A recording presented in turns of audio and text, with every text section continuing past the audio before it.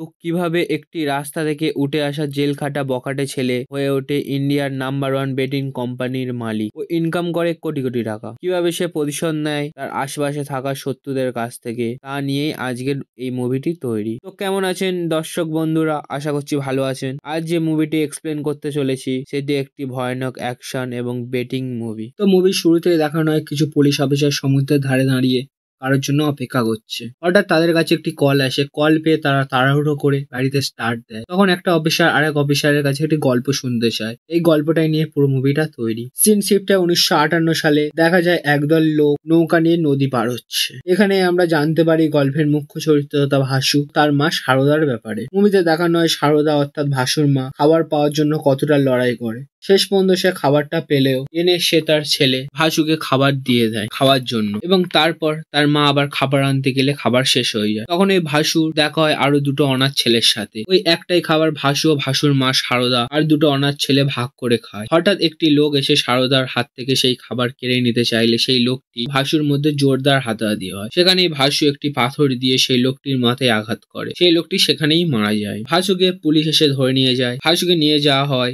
জেলের অফিসার নারায়ণ মূর্তির সামনে। সেখানে জেল অফিসার নারায়ণ মূর্তি ভাসুর উপর চরম অত্যাচার করে। যতই অত্যাচার করা হয় ভাসু তাও জেল অফিসার নারায়ণ মূর্তির সামনে চরম সাহসের পরিচয় দেয়। জেল অফিসার নারায়ণ মূর্তি তার সাহস দেখে তাকে এক ভয়ানক অফার করে বসে অন্যের সাথে লড়াই করার। তাতে ভাসু রাজিও হয়ে যায়। আর এখানেই সিন শিফট হয়। দেখানো হয় নারায়ণ মূর্তি কিভাবে জেলে থাকা কয়েদিদের একে অপরের সাথে লড়াই করিয়ে জুয়ারিদের কাছ থেকে মোটা টাকা ইনকাম করে। একের পর এক লড়াই জিততে থাকে ভাসু, আর নারায়ণ মূর্তি ইনকাম করতে থাকে অফুরন্ত টাকা।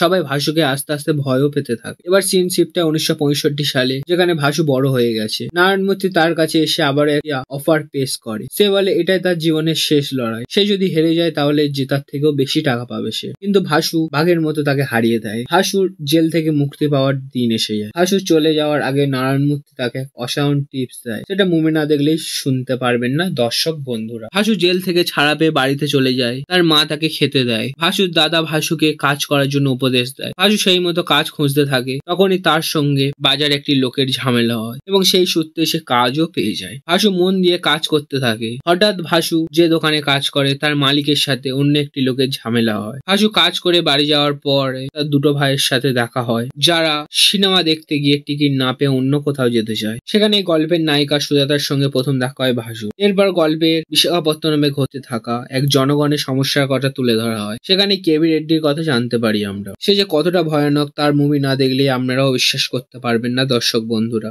সকালে ভাসুর দোকানের মালিকের সাথে কেবি রেড্ডির লোকেদের ঝামেলা হলে সেখানে ভাসু বুদ্ধি করে তার মালিককে বাঁচানোর পরিবর্তে তার কাছ থেকে বিজনেসের আধা পার্টনারশিপ নিয়ে নেয়। তারপর ভাসুর তাদের প্রচন্ড ভয়ানক হাতাহাতি দেখা যায় দর্শক বন্ধুরা। তারপর পুলিশ এসে ভাসুকে ধরে নিয়ে গিয়ে তুমুল অত্যাচার করে, যা পুরোটাই কেবি রেড্ডির কথাই হয়। পুলিশ স্টেশন থেকে ভাসুকে কেবি রেড্ডির লোকেরা নিয়ে যায় সমুদ্রের ধারে, কিন্তু সেখানে তাকে বাঁচানোর জন্য এন্টি নাই ননি বাবু, যার কথা গল্পের মাঝে আমরা জানতে পারবো দর্শক বন্ধুরা। ননি বাবু মার্কেটের সমস্ত দায়িত্ব কেবি রেড্ডির কাছ থেকে নিয়ে ভাসুকে দিয়ে দেয়। এখানে আমরা ননি বাবুর কথা জানতে পারি সে ছিল এক বিজনেসম্যান ও একজন বড় পলিটিশিয়ান। ভাসু ননি বাবুর সঙ্গে দেখা করতে গিয়ে তার আলাপ হয় সোফিয়ার সাথে। সোফিয়া ছিল একজন ভাইরাল মডেল। ভাসু একটা নতুন দোকান চালু করে, তার সমস্ত দায়িত্ব দেয় তার বড় ভাইয়ের কাছে। ভাসু ও সুজাতার সঙ্গে দেখা করতে গেলে সেখানে সুজাতার সঙ্গে খারাপ ব্যবহার করতে থাকা কিছু লোকের সাথে ও মারামারি করে এবং সুজাতাও তার বোনকে সঙ্গে নিয়ে তাদের বাড়ি চলে আসে। ভাসু সুজাতাকে বিয়ে করার জন্য প্রপোজও করে ফেলে। এবার সিন শিফটটা 1969 সালে, যেখানে ভাসু ননিবাবুর কাছে বিজনেসের প্রস্তাব নিয়ে যায়। ননিবাবু সেই প্রস্তাবে রাজিও হয়ে যায়। ভাসু ও সুজাতার বিয়ে সম্পন্ন হয়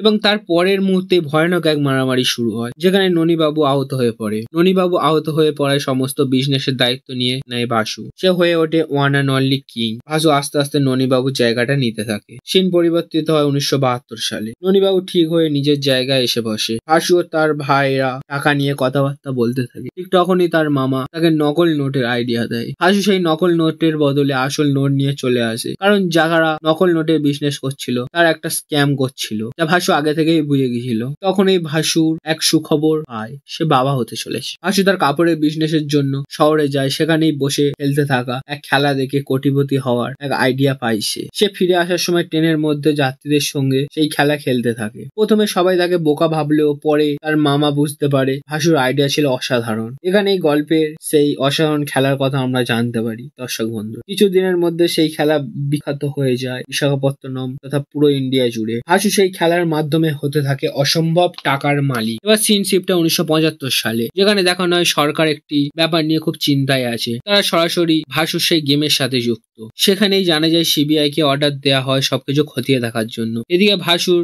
কাছে এত টাকা দেখা যায় যা গুনেও শেষ করা যায় না। ভাসুকে আমরা ভয়ানক এক রূপে দেখতে পাই গল্পের এই মুহূর্তে। সিবিআই অফিসার রাওকে ভাসুর গেমের ব্যাপারে দেখার জন্য আদেশ দেয় সরকার। ভাসু তার মেয়ের কাছে গেমের নাম্বার বার করতে বললে ভাসু সুজাতার মধ্যে তুমুল ঝামেলা হয়। এদিকে সিবিআই অফিসার রাও তার নিজের টিম তৈরি করে নেয়, গেমের ব্যাপারে জানতে থাকে। এবারে সিনশিপটা 1977 সালে, যেখানে নতুন ভোটের মাধ্যমে ননিবাবু হয়ে ওঠে বিশাখাপত্তনমের এমপি। এদিকে ভাসু সোফিয়ার সাথে দেখা করতে আসে। সোফিয়া ভাসুকে বিজনেসের প্রস্তাব দিলে সে না করে দেয়। সে বলে ডাইরেক্ট সে ননিবাবুর সাথে কথা বলবে। কিছুক্ষণ পর সোফিয়া ভাসুর তুমুল ঝগড়া হয়, সেখান থেকে সোফিয়া চলে যায়। ভাসু ননিবাবুর সাথে দেখা করতে গেলে সেখানে ভাসু ননিবাবুর ওপর অ্যাটাক হয় ও এদিকে সুজাতা ও সারদার ওপরও অ্যাটাক হয়, যেখানে ভাসু ও ননিবাবু বেঁচে গেলেও সুজাতা ও সারদার মৃত্যু ঘটে, যাতে ভাসু পুরোপুরি ভেঙে যায়। সুজাতা চলে যাওয়ার পর ভাসুর মনে পড়তে থাকে ভাসু ও সুজাতার একসাথে কাটানো সময়গুলো। ভাসু শোকাহত হয়ে পড়ায়, তার চালানো গেমও ঠান্ডা হয়ে যায়। তখনই তার সঙ্গে দেখা করতে ননিবাবু আসে ও ভাসুর মনে সাহস জোগানোর চেষ্টা করে। কিছুক্ষণ পর সোফিয়ার সঙ্গে দেখা করতে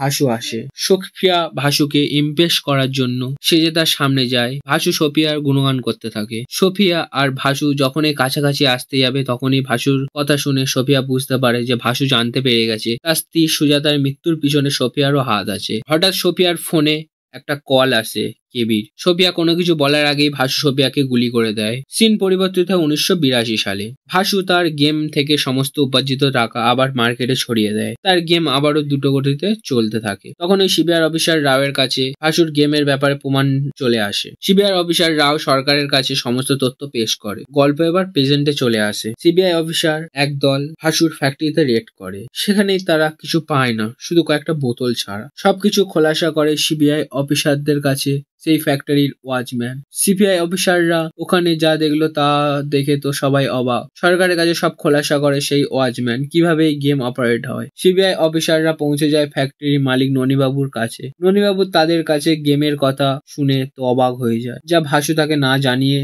করত। ননিবাবু তার পলিটিশিয়ান ব্রেন লাগিয়ে সিবিআই অফিসারের কাছে এক প্রস্তাব দেয় ও তাতে সিবিআই অফিসার সবকিছু মেনে নেয়। একের পর এক ভাসুর আড্ডায় রেড করতে থাকে। ভাসু তার মেয়েকে নিয়ে পালিয়ে বেড়ায়। তার মেয়ের কথা ভেবে ভাসু মন থেকে ইমোশনাল হয়ে পড়ে ও নিজের মেয়েকে এক গল্প শোনাতে থাকে। এর মধ্যেই ননিবাবু দেখা করতে যায় তার পুরানো পার্টনার কেবির সঙ্গে। তারা দুজনে মিলে প্ল্যান করে তারা কিভাবে ভাসুকে শেষ করবে। একদল গুন্ডা ভাসুর মেয়েকে কিডন্যাপ করে নিলে সেখানে ভাসুর সাথে এক ভয়ানক অ্যাকশন দেখতে পাওয়া যায় গল্পে। ভাসু একের পর এক ভয়ানক রাক্ষসের মতো তাদের মারতে থাকে। শেষে ভাসু ননিবাবুর সাথে দেখা করতে আসে। তখন এই গল্প শোনাতে শোনাতে ভাসু ননিবাবুর সহ সবাইকে মেরে ফেলে। ভাসু শেষে কেবিকে মারার জন্য তার এলাকায় যায়। এখানে ভয়ঙ্কর অ্যাকশন দেখতে পাই আমরা দর্শক বন্ধুরা। সমস্ত বিপক্ষকে শেষ করার পর ভাসু ঠিক করে সে দেশ ছেড়ে পালিয়ে যায় বিদেশে। সবাইকে সমস্ত দায়িত্ব দিয়ে সে এক নতুন বিজনেসের আইডিয়া নিয়ে বিদেশে চলে যায়। এখানেই মুভির এন্ডিং ঘটে। তো কেমন লাগলো মুভিটা প্লিজ কমেন্টে জানাও, আর লাইক এন্ড সাবস্ক্রাইব করে দিতে ভুলো না দর্শক বন্ধুরা।